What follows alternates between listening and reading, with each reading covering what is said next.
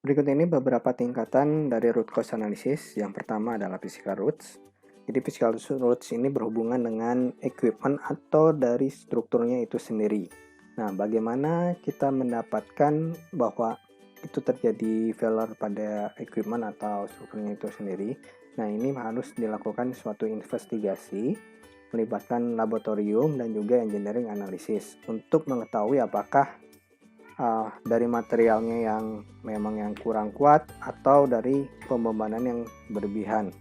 Itu. Yang kedua adalah human roots. Human roots ini berkaitan terhadap human factor ya, yang menyebabkan suatu kegagalan sehingga adanya human error tersebut. Nah, jadi seperti kesalahan terhadap penanganan atau maintenance terhadap suatu struktur seperti itu. Kemudian yang terakhir adalah latent roots. Latent roots ini berkaitan terhadap human error human error ini yang berhubungan dengan suatu organisasi pemberi, contohnya pemberi sertifikasi seperti itu. Jadi misalnya ada inspektor, nah inspektornya menilai misalnya suatu jembatannya itu layak, ternyata pas sudah dijalankan itu jembatan itu roboh. Nah, itu namanya latent roots. Jadi latent roots itu berkaitan terhadap penilaian terhadap orang yang sudah tersertifikasi atau alat yang sudah tersertifikasi seperti itu. Jadi terkait dengan organisasi pihak ketiga yang melakukan penilaian daripada suatu struktur. Oke, berikut ini adalah contohnya ya, sesuai dengan root type-nya. Misalnya root type-nya adalah physical roots. Physical roots ini contohnya untuk pressure vessel failure ya, itu ada corrosion damage sama wall thinning. Jadi ada faktor daripada korosi dan juga penipisan daripada material si pressure vesselnya tersebut. Nah, kalau bolt failure biasanya ada fatigue crack sama equipment vibration atau lack of vibration. Nah, kalau misalnya root type-nya human roots untuk pressure vessel failure biasanya tidak tepatnya dalam melakukan inspeksi seperti itu. Kemudian kalau bolt failure itu adalah improper equipment install. Jadi ternyata equipment yang dipasang itu tidak cocok terhadap atau si kekuatan boltnya itu tidak sesuai dengan spesifikasi yang ditentukan di desain. Nah, kemudian untuk latent roots, misalnya untuk pressure vessel failure, inspektornya itu tidak ahli atau tidak kurang dilatih ya. Jadi inadequate inspector training. Untuk bolt failure adalah inadequate specification verification process. Jadi untuk bolt failure itu lebih ke arah spesifikasi daripada bautnya pada saat lakukan proses verifikasi. Dan ini juga adalah salah satu contoh penggunaan root cause analysis.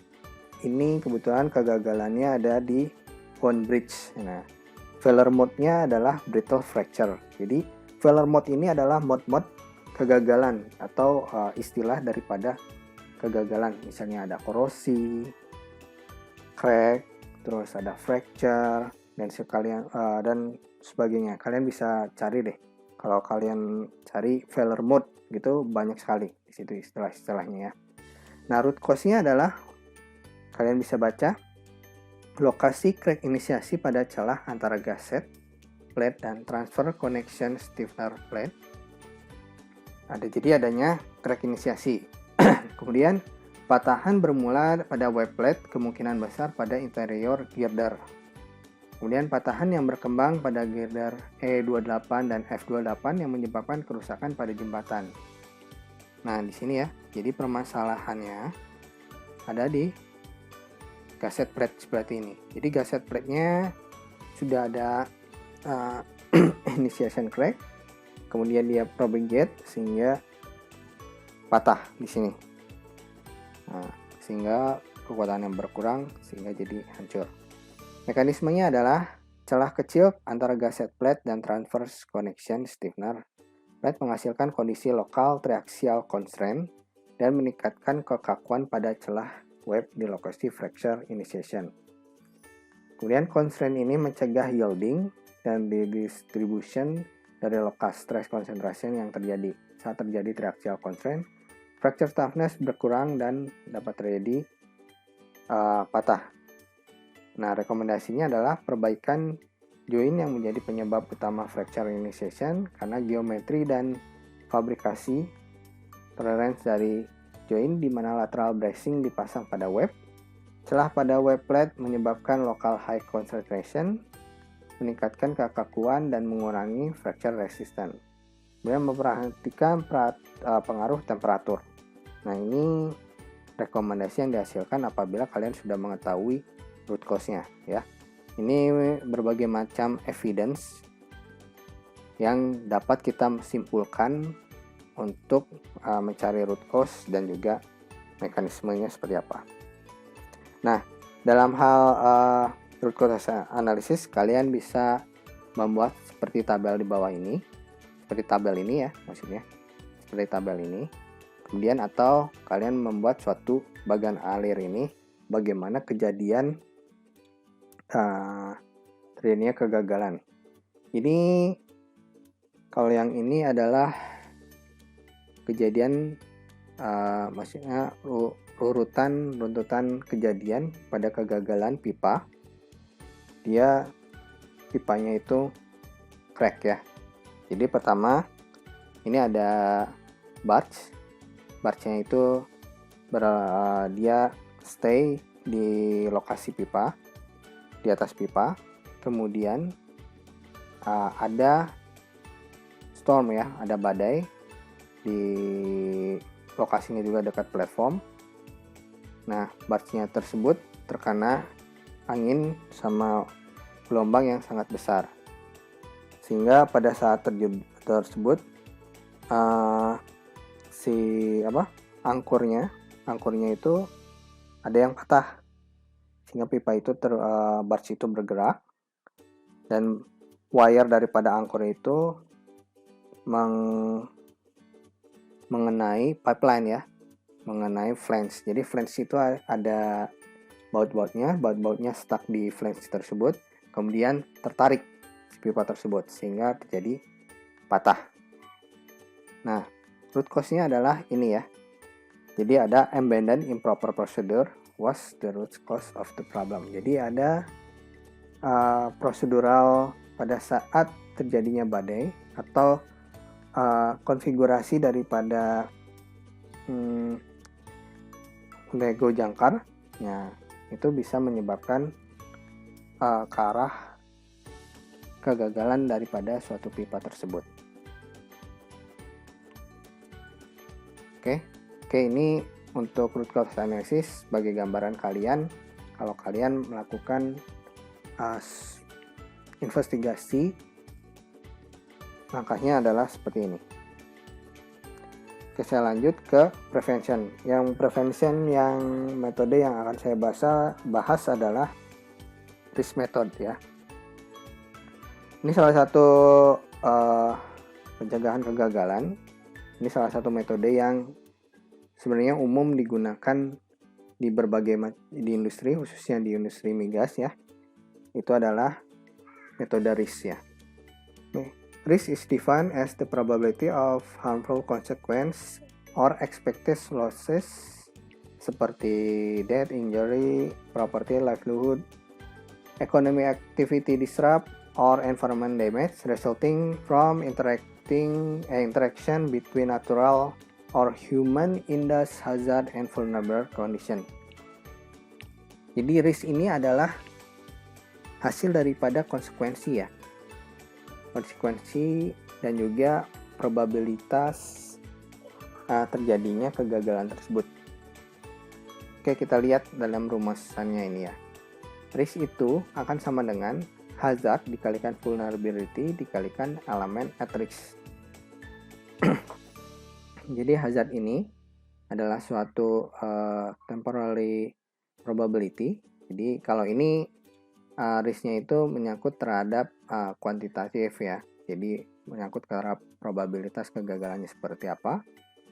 Nah, ada nggak biasanya ini terkait dengan kalian harus punya data kegagalan-kegagalan yang serupa di berbagai atau di mungkin wilayah nasional di berbagai macam Indonesia. Jadi di sini rumusnya 1 dibagi return period.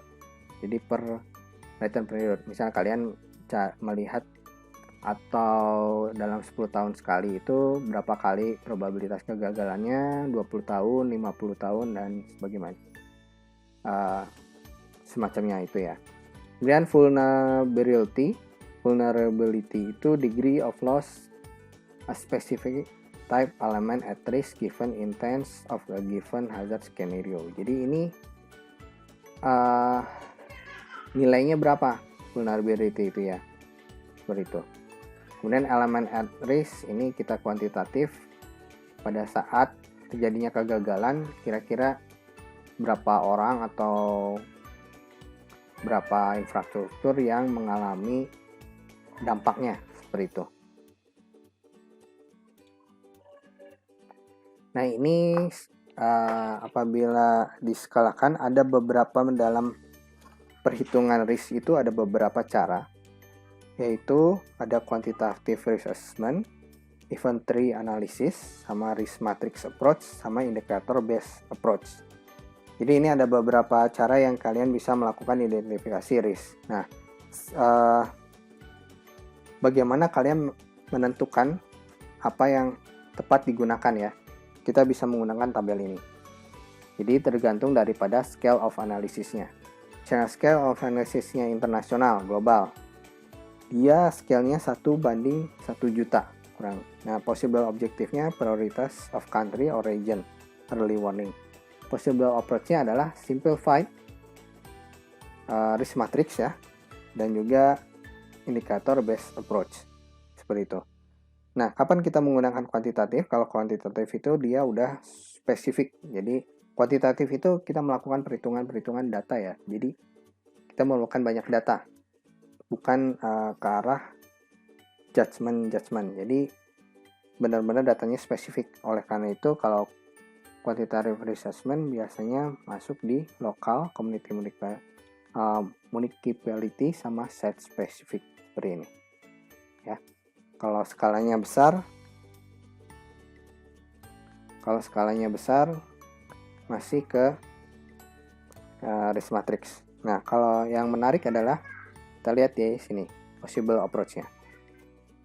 Risk matrix sendiri digunakan di berbagai macam scale of analysis ya. Kita lihat ya, untuk internasional bisa menggunakan risk matrix. Untuk yang small, risk matrix juga ada. Untuk yang medium, risk matrix juga ada. Kemudian untuk yang lokal, risk matrix juga bisa. Ya, kemudian site specific, risk matrix juga bisa. Jadi oleh karena itu di berbagai macam perusahaan itu banyak menggunakan risk matrix juga. Nah, nanti kita lihat seperti apa risk matrix, quantitative risk assessment, event tree analysis, sama indicator based approach. Nah, ini gambarannya ya. Jadi untuk quantitative risk assessment dan event tree analysis itu dia pendekatannya adalah pendekatan kuantitatif. Jadi pendekatan yang melakukan kebutuhan banyaknya datanya adalah data berupa probabilistik atau data-data benar berupa angka ya, angkanya yang benar-benar real gitu, yang sesuai dengan faktanya. Yang kedua adalah namanya qualitative approach. Qualitative approach itu ada risk matrix sama indicator based approach. Nah, kualitatif ini ya dia data, tapi datanya itu tidak, maksudnya data yang berupa seadanya yang dipunyai oleh perusahaan. Dan itu mungkin datanya itu tidak terlalu banyak. Jadi sehingga kita banyak melakukan judgment atau pendekatan yang kita lakukan sehingga nanti risikonya benar-benar mempresentasikan keadaan yang nyatanya. Nah, berbeda dengan kuantitatif. Kalau kuantitatif itu datanya memang akurat di situ. Jadi harus banyak menentukan datanya. Misalnya gini, untuk quantitative approach itu, misal kita punya data 10 tahunan. Di data 10 tahun itu, datanya itu tersusun dengan rapi, kejadiannya tersusun dengan rapi. Tidak ada bolong-bolong di situ. Nah, baru kita bisa menentukan probabilitasnya berapa. Tapi berbeda dengan kualitatif. Misalnya, kita mau cari tahu risiko yang terjadinya misal sudah 10 tahun gitu. Struktur sudah 10 tahun berdiri. Tapi dalam 10 tahun ini si perusahaan ini tidak melakukan inspeksi secara rutin. Jadi ada beberapa yang hilang. Sehingga kita tidak mengetahui gap di yang hilang ini bagaimana perilaku daripada strukturnya tersebut. Oleh itu ada suatu judgement di situ ya, yang tergantung daripada pengalaman si penentuan risikonya ini ya, risk engineer-nya ini gitu. Oke, maka yang disukai banyak perusahaan ya ini risk matrix ya. Biasanya data-data itu di perusahaan tidak terlalu banyak. Nah, nanti dia diklasifikasikan low, moderate, high, sama very high. Ini risk matrixnya ini bisa berbagai macam. Oke, ini saya akan membahas pertama mengenai quantitative risk assessment. Nah, quantitative risk assessment itu adalah perkalian probabilitas ya. Pertama, probabilitas daripada temporal probability of certain hazard scenario ya. Kemudian dikalikan dalam kurung penjumlahan perkalian spatial probability that particular location is affected given a certain hazard scenario. Kemudian dikalikan A itu A kali V ya. A itu adalah quantification of the amount of exposed element matrix given a certain hazard scenario. Dan V-nya adalah the vulnerability of element matrix given the hazard intensity under the specific hazard scenario. Jadi nilainya 0 dan 1. Oke, gambarannya ini ada contohnya ya. Nah, ini contoh gambarannya adalah banjir. Jadi kita punya 3 rumah. 3 rumah itu A, B, dan C ya, dengan material yang berbeda gitu. Rumah A, B itu adalah kayu dan C itu adalah beton. Nah, di sini ada water depth per periode ulang. Jadi periode ulang 2 tahun itu water depth-nya misalnya di lokasi B itu adalah 1,2 meter. Di C 0,1 meter gitu ya. Di A karena ini kan belum mencapai berarti 0. Di 10 tahun yang orange ini 0,8, ini 5,6, ini 4,5. Kalau lihat yang B periode orang 10 tahun, rumah yang B ini pasti terendam. Oke, 50 tahun dia 2 meter, 6,8, 5,7 seperti itu. Oke, bagaimana kita memodelkan risk ini ya? Pertama kita hitung dulu permukaan air ya, air ini akibat daripada data periode ulang tertentu, periode ulang 2 tahun, 10 tahun, dan 50 tahun. Kemudian dilakukan pendataan berapa kedalaman airnya apabila debit ya, ini debit periode ulang itu terjadi 2 tahun, 10 tahun, dan 50 tahun. Nah, setelah itu ini kita plotkan tadi ya rumah-rumah tadi. Nah, building ini contohnya ini datanya ya, building A itu tipenya rumah kayu, size-nya small, elevation-nya high above river. Jadi dia di bukit sebelah sini. Dia apabila kita ganti atau kita beli rumah itu, cost-nya adalah 100.000. Nah, untuk bangunan yang B, dia tipenya adalah kayu, size-nya very small, elevasinya very close to river. Jadi ini very close to river. Ini river pada saat tidak keadaan banjir ya. Kalau periode ulang 2 tahun dia pasti kena banjir. Dia harga rumahnya itu adalah 50.000. Nah, kemudian rumah tipe C. Rumah tipe C itu tipenya konkret, rumah beton, size-nya large, elevasinya dia lebih tinggi ya, di atas river. Cost-nya adalah 200.000 seperti itu.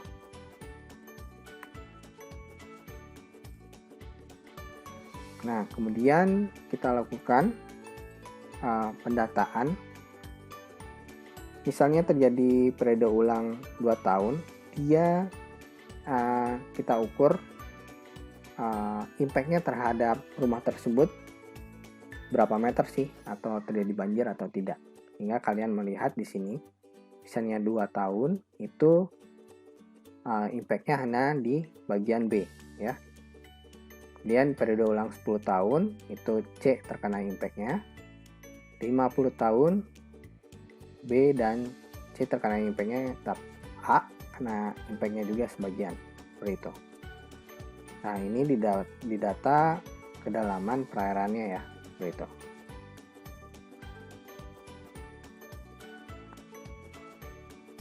Kemudian setelah itu kalian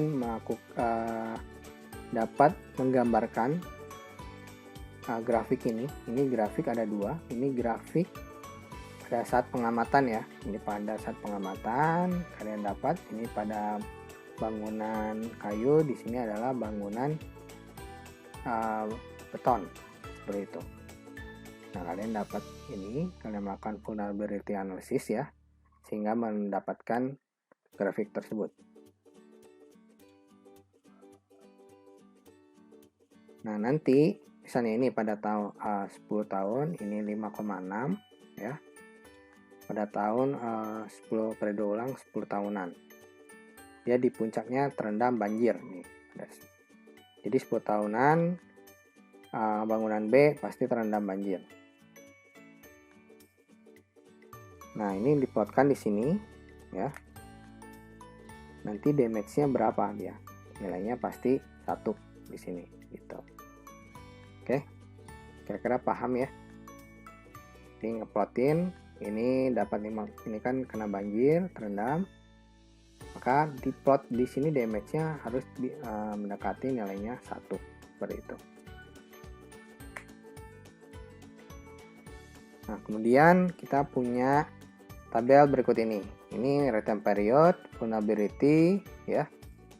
Kemudian amonia tadi harga daripada si bangunannya tersebut. Nah, tinggal dikalikan. Tadi kan rumusnya tadi adalah V kali A kan, pertama ya, V kali A. Jadi ini vulnerability dari, kemudian dikalikan amount, kemudian dikalikan, setelah dikalikan dijumlahkan, sehingga kalian mendapatkan yang pertama bagian yang warna hijau ini untuk periode ulang 2 tahun itu adalah 20.000. Kemudian periode ulang 10 tahun 160.000. Kemudian periode ulang yang 50 tahun 250.000 nilainya. Nah, kalian baru bisa melakukan probabilitasnya. Tadi probabilitasnya 1 dibagi return period ya, probability. Ini 0,05, 1 bagi 10 0,1, 1 bagi 50 0,02. Ya, ini annual probability. Setelah itu kalian plotkan ya dari annual probability ini. Nanti untuk gambar lebih jelasnya seperti ini ya. Ini agregat loss ya, ini agregat loss. Terus kalian plotkan grafiknya dari 3 titik ini. Nah, nanti mempunyai bentuk risk curve-nya seperti ini ya. Ini risk curve, ini average annual loss-nya ya. Nah, ini kalau kita hitung lakukan risk analysis. Jadi ini T-nya ini adalah periodenya, S-nya ini adalah amount-nya yang tadi ya, seperti itu. Sehingga nanti didapat annual loss-nya adalah 68.800. Average annual loss daripada risiko yang terjadi tadi ya, untuk memplotkan tiga rumah terhadap 3 rumah dan juga beberapa periode ulang yang tadi, seperti itu. Oke, berikutnya inventory analysis. Saya memberikan gambaran saja. Kalau inventory analysis bergantung terhadap kejadian-kejadian ya, seperti apa. Biasanya ini root cause-nya ini apa, terus nanti dibagi-bagi apa yang menyebabkan ini terjadi gitu. Dan probabilitasnya berapa nilainya. Dan ini dilakukan lagi sampai kita mempunyai seperti ini, kemudian dilakukan penyembelahan. Seperti itu probabilitasnya. Kemudian ini ada risk matrix ya. Risk matrix bentuknya seperti ini. Jadi ada frekuensi sama ada impact, atau biasanya ada probability of failure sama consequence of failure. Nah, frekuensi sama impact ini biasanya kita melakukan parameter-parameter sendiri juga dilihat, dan juga ada nilai scoringnya. Jadi nanti tinggal dikalikan saja dia nanti jatuhnya di mana, seperti itu risk matrix. Kemudian adalah indikator base approach. Jadi indikator base approach diuraikan. Jadi ada hazard, exposure, vulnerability, sama capacity.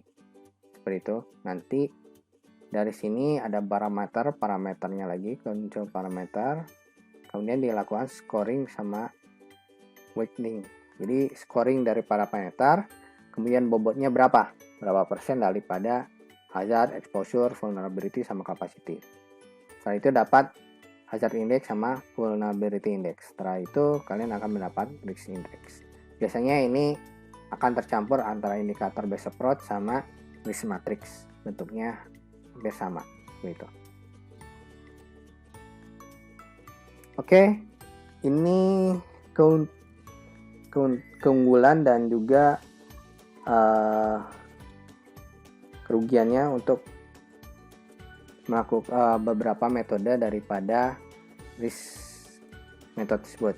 Contohnya misalnya KRA itu keuntungannya adalah keunggulannya provide quantitative risk information that can be used in cost benefit analysis or reduction measure. Jadi benar-benar dia sangat-sangat akurat lah berdasarkan informasi yang ada. Nah, kerugiannya atau kelemahannya, dia harus banyak datanya, very data demanding, difficult to quantify temporal probability, hazard intensity, and vulnerability. Kemudian inventory analysis allow modeling of a sequence of event and works well for domino effect. Jadi kita tahu tuh sequence eventnya seperti apa, terus nanti domino effect-nya seperti apa gitu. Misalnya domino effect itu si jembatan roboh. Nah, jembatan roboh berarti hubungan antara tingkat perekonomian atau laju daripada transportasi itu terhambat. Nah, kalau impactnya apa? Laju transportasi terhambat, berarti impactnya ke arah ekonomi. Nah, seperti itu. Kelemahannya, the probabilities for the different nodes are difficult to assess, and the spatial interpretation is very difficult due to lack of data. Nah, tadi kalian sudah melihat ya, sequence-nya itu harus mempunyai data-data sendiri. Nah, kalian itu harus melakukan banyak pengambilan data sesuai dengan sequence daripada event tersebut. Nah, itu permasalahannya. Tidak semuanya itu tersedia datanya biasanya. Oke, risk matrix approach allow to express risk using classes instead of exact value and is good basis for discussing risk reduction measure. Nah, risk matrix ini ya tadi misal tidak terlalu datanya tidak ada, kita bisa melakukan judgment di situ. Nah, kemudian kelemahannya, the method doesn't give quantitative value that can be used in cost benefit analysis of risk reduction measure. The assessment of impact and frequency is difficult, and one area might have different combination of impact and frequency. Nah, ya ini sangat sulit. Biasanya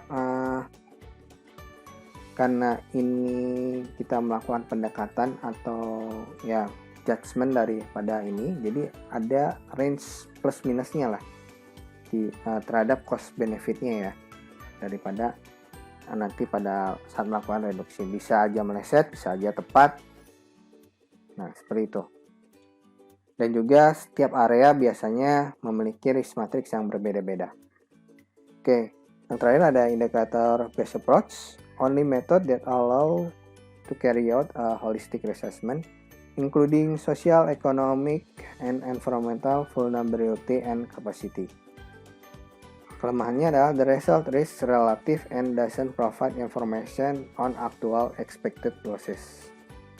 Oke, kayaknya itu jelas ya kelemahannya. Dia tidak memberikan suatu informasi risknya, misalnya risikonya adalah high-nya penyebabnya seperti apa dan seperti itu ya. Oke, sekian materi perkuliahan mengenai infrastruktur failure. Ini beberapa referensi yang kalian bisa lihat nantinya. Saya ambil dari ASM Handbook sama Caribbean Handbook and Risk Information Management. Oke, sekian materi mengenai infrastruktur failure. Jangan lupa kalau ada pertanyaan silahkan komen lewat di YouTube atau di WhatsApp. Kemudian likes. Dan juga jangan lupa subscribe untuk melihat materi-materi yang lainnya. Oke, wassalamualaikum warahmatullahi wabarakatuh.